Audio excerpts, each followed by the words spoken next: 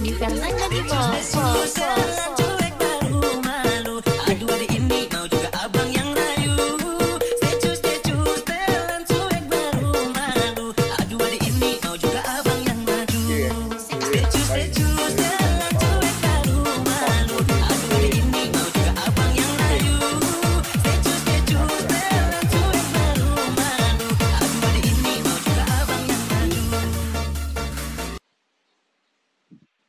Ikan yang tengah trending pun ada, ikan yang tak trending pun ada.